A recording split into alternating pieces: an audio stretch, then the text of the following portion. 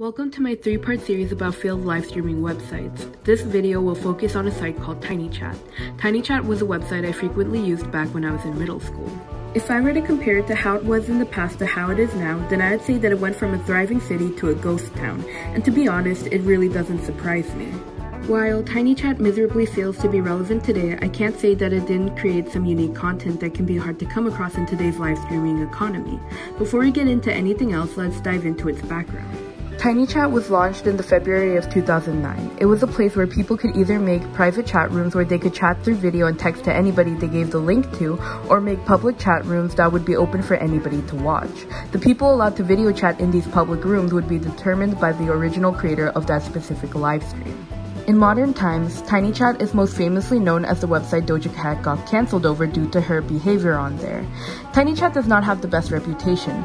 Many have concerns about it due to some people using the website to livestream graphic content. Some also claim that the community has become more and more toxic over the years. If you go on TinyChat today, most public chat rooms have less than 20 audience members in them, whereas in the past, hundreds of live streams would have hundreds of people watching them all at the same time.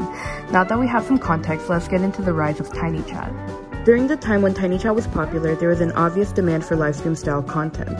The type of content people desired back in the day was very different than what audiences like to see now. Most live streams on TinyChat would consist of a group of people talking to each other casually.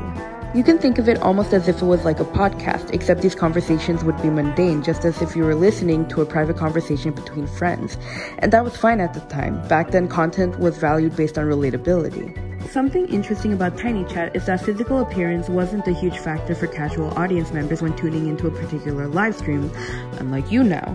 Most people who hosted public chat rooms were very average looking and could still easily rise up the ranks all the way to popularity.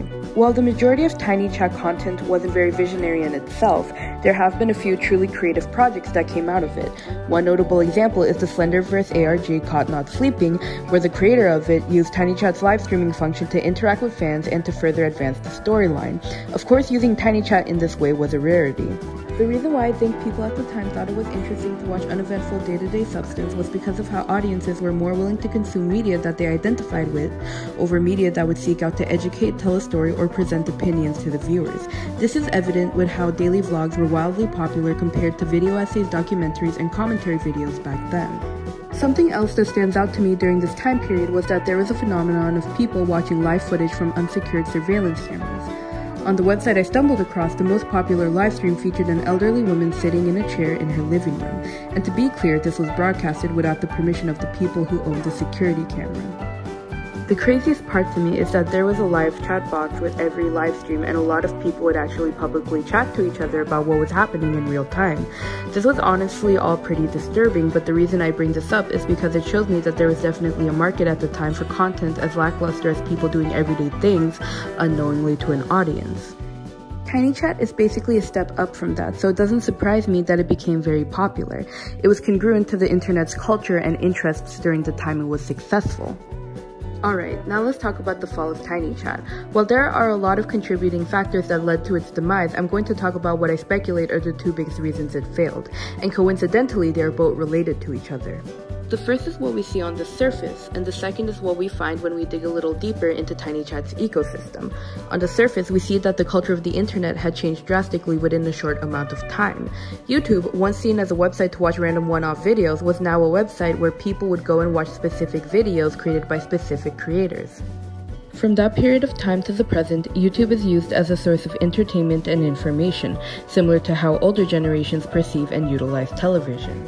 Because people value unique and individual creators, this meant that the demand for quality and focused content was high. It was no longer enough to watch videos that seemingly did not have a purpose in mind. For example, popular vloggers Emma Chamberlain and Joanna Cedia have gained massive success through their vlogs, which typically have one or two concepts at the center of attention per video, rather than showcasing a bunch of random clips from their day-to-day lives. It makes sense why a lot of daily vloggers have lost relevancy since this cultural shift has occurred. And on a side note, the market for people wanting to view live unsecured surveillance camera footage has also seemingly depleted. With all of this in mind, it's not surprising that TinyChat collapsed as hard as it did. For a community that craves and places significance on niche content which is expected to offer entertainment or informative value, watching friends have a conversation on TinyChat was simply too boring and too broad for modern-day viewers to have an interest for. Of course, all this speculation only hits skin deep. Extending ourselves into TinyChat's root problem, we can see that this entire website was doomed from the very beginning. You see, the main problem wasn't the content, it was the users. Content can change and adapt throughout the years, but as we see time and time again, people cannot. The thing is that people who live streamed on TinyChat didn't really consider themselves as creators. They simply saw themselves as regular people who used this website to communicate and have a fun time with friends. But somewhere along the line, they managed to gain an audience. And because nobody considered themselves to be creators, they also didn't consider their audiences to be fans either. They saw them just as people similar to themselves who wanted to chat with others online. For example, if you take a YouTube channel run by a person who doesn't strive to be a creator and just uses it to post whatever videos they feel like uploading at the time, it's very likely that this YouTube channel will not gain any sort of success or popularity.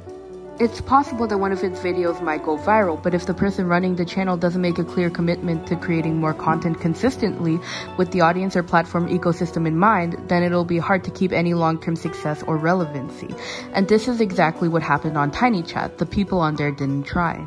They didn't change the content or the format of their live streams for a now more mature and growing community on the internet, who are hungry for more than bare-bones entertainment. YouTube's culture is made by people who want to be creators and gain a level of fame or popularity. This is why they can detect whenever the landscape evolves and change their content accordingly to stay relevant with the times. But this is not the case with TinyChat because it can be hard to pick up on these nuances if you're not actively looking for them. And why would you if you feel like you yourself are not a creator who's always trying to stay one step ahead of the curve? And yes, while some people were making money on TinyChat, I don't really think that people saw it as their main job and more as a side hustle as opposed to most YouTubers. And I honestly think that's okay because I genuinely don't think that most people on TinyChat ever wanted to be famous in the way most digital content creators are nowadays. I'm sure they're doing perfectly fine, but of course, TinyChat has suffered drastically because of the overall attitude and culture of their users. So where does that leave us? Well, it leaves us with a forgotten website full of forgotten memories. TinyChat was a product of its time, and for a while, it brought joy to a lot of bored teenagers and adults online. I hope I was able to explain everything clearly and coherently. If you have any questions or concerns, please let me know in the comments section below, and consider subscribing if you want to see more content like this. Thank you for taking the time to watch this video.